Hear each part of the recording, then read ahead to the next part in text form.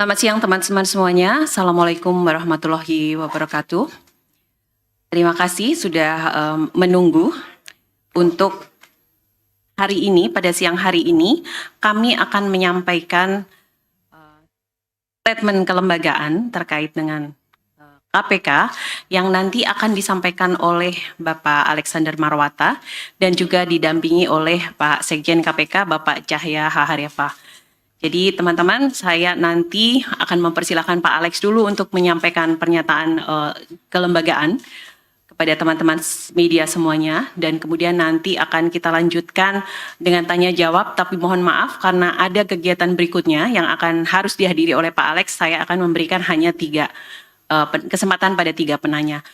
Baik, saya persilakan kepada Pak Alex untuk menyampaikan. Teman-teman, Assalamualaikum warahmatullahi wabarakatuh. Shalom, salam sehat dan bahagia untuk kita semuanya.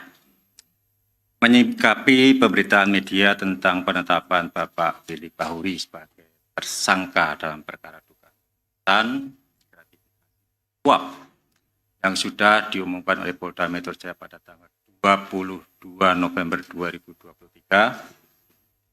Pertama, kami atas nama Komisi Pemberantasan Korupsi menghormati proses hukum yang berlangsung di Polda Metro Jaya. Yang kedua, bahwa sesuai dengan ketentuan pasal 32 ayat 2 dan ayat 4 Undang-Undang 19 tahun 2019 tentang perubahan kedua atas Undang-Undang Nomor 30 tahun 2002 tentang Komisi Pemberantasan Tindak Pidana Korupsi, dalam hal pimpinan KPK menjadi tersangka tindak pidana kejahatan, pimpinan KPK diberhentikan sementara dari jabatannya. Pemberhentian tersebut ditetapkan dengan keputusan Presiden.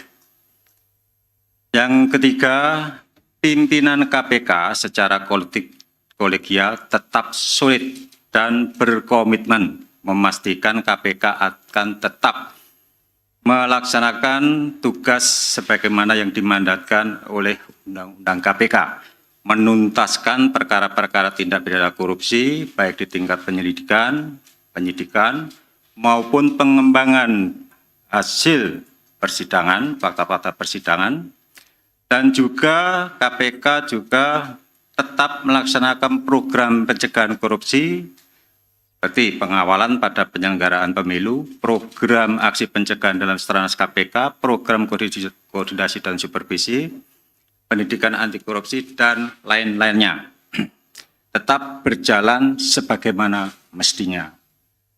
Yang keempat, kami menyadari bahwa pemberantasan korupsi tidak bisa dilakukan sendiri. Oleh karena itu, KPK juga akan terus bersinergi dan berkolaborasi dengan seluruh stakeholder, kementerian, lembaga, baik pemerintah pusat maupun di daerah, serta para pelaku usaha dan seluruh masyarakat Indonesia. Dan yang kelima, terima kasih atas dukungan masyarakat kepada KPK selama ini, dan kami akan terus memberikan update terbaru mengenai kerja-kerja KPK secara transparan kepada publik. Demikian kami sampaikan pernyataan dari KPK. Terima kasih. Baik, saya hanya memberikan 3 kesempatan. 1, 2, dan 3.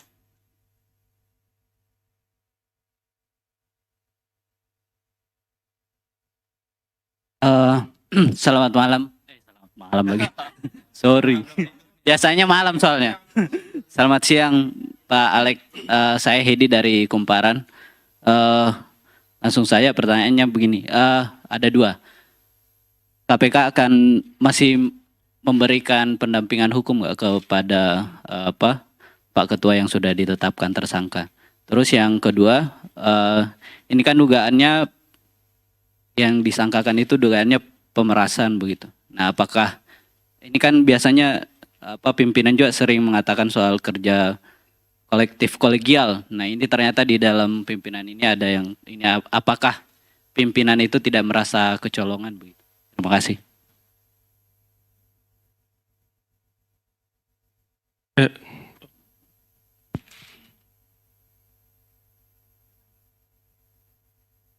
Ya, yang jelas Pak Firly masih sebagai pegawai KPK.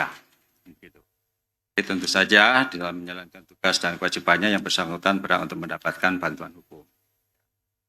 Yang kedua, apakah KPK kecolongan? Kita nggak pernah merasa kecolongan. Ya, jalan internal di KPK sudah berjalan dengan baik, meskipun ada kejadian-kejadian, ya apalagi ini kita harus tetap menganut asas praduga tidak bersalah, kan seperti itu. Sedangkan yang sudah terjadi, ya seperti teman-teman juga ketahui sebelumnya, ada penyidik yang kemudian lakukan tindak pidana, ya apakah itu juga kecolongan? Ya sistem nanti yang akan berjalan. Masuk yang sedang berjalan di mana penjaga rutan itu juga akhirnya ketahuan. Dan kami masih tetap meyakini bahwa apa yang kemudian menjadi persoalan pada siang hari ini juga oleh Polda Metro Jaya itu juga dilaksanakan dengan profesional, ya, dan kita akan mengikuti proses penyidikan di Polda Metro Jaya dengan pendampingan dari Biro Hukum. Saya kira itu. Ya, Baik, pertanyaan selanjutnya. mau nanya soal ini.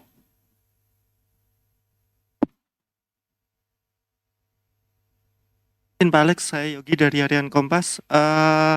Yang pertama itu soal tadi kan ada ini ya pemberhentian sementara gitu ya. Berarti ada ketuanya yang akan mengganti. Itu siapa? Terus kemudian bagaimana relasi KPK dengan kepolisian pasca penetapan tersangka ini? Kemudian tadi kan sebelum konferensi ini sempat ada rapat internal ya Pak, minus Pak Gufron ya. Nah itu hasil rapat internal itu apa saja? Kemudian terakhir peristiwa ini tentu akan menjatuhkan marwah KPK gitu ya, terutama dalam menjaga kepercayaan publik gitu. Nah apakah KPK akan melakukan proses perlawanan hukum atau seperti apa nanti ke depannya, termasuk juga dalam pemberantasan korupsi ini untuk memberikan kepercayaan kepada masyarakat. Terima kasih. Siapa yang menjadi wakil, siapa yang menjadi ketua, kan begitu kan?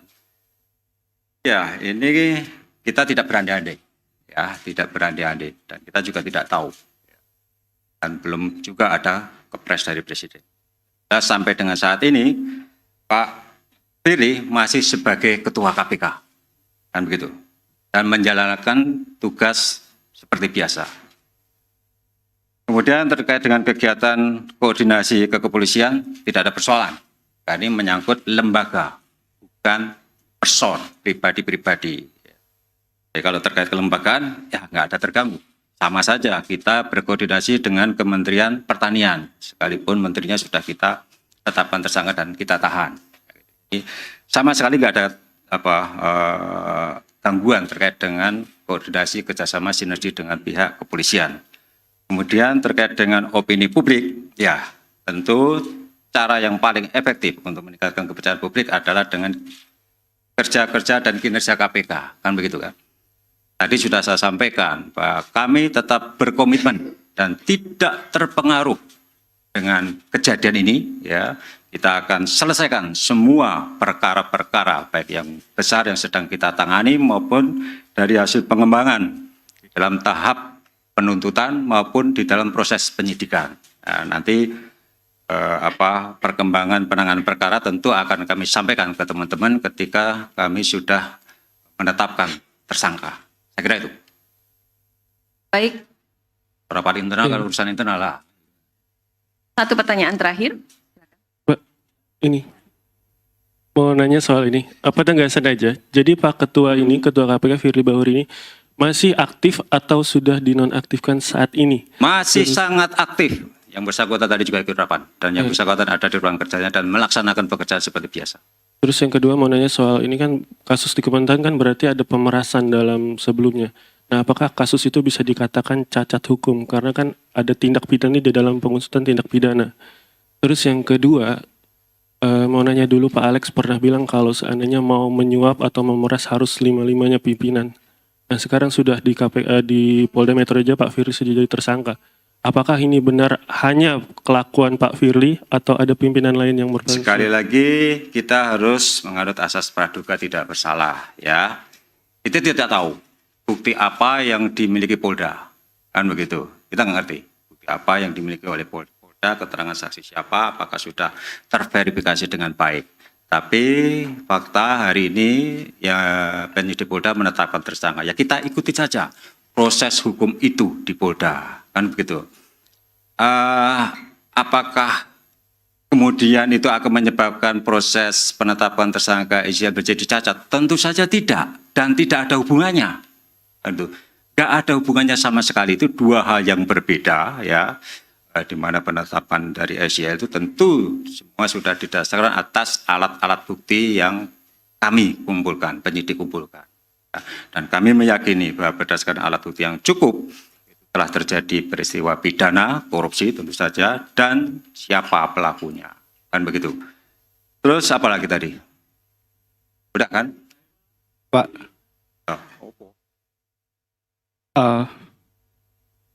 Ya, tentu itu menjadi hak dari Pak Billy untuk melakukan perlawanan. Kalau yang bersangkutan kan berkali-kali, saya kira sudah teman-teman wartawan juga sudah mendengar dari statement beliau bahwa yang bersangkutan tidak pernah menerima suap, tidak pernah melakukan pemerasan, kan begitu. Tentu dia Pak Billy punya dasar menyampaikan pernyataan itu. Dan ketika yang bersangkutan akhirnya ditetapkan tersangka, tentu ada upaya-upaya hukum yang akan Pak Billy lakukan, misalnya dengan melakukan pra-peradilan. Itu hal yang normatif saya kira.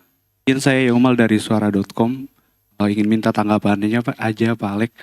Kita mundur ke belakang, kita mulai dengan perkara Ibu Lili Pintauli. Itu juga ada kasus dugaan gratifikasi. Itu sudah lewat. Sekarang kita maju saat ini juga ada dugaan pembocoran dokumen oleh Pak Yohanis Tanak. Itu juga disidangkan di Dewas. Ada pendapat yang menyatakan bahwa itu juga terbukti. Dan sekarang Ketua KPK pertama dalam sejarah Indonesia sejak KPK berdiri 2023, pimpinan KPK menjadi tersangka korupsi. Yang ini saya tanyakan, apakah ada permohonan maaf dari KPK kepada masyarakat atau rasa malu kepada masyarakat?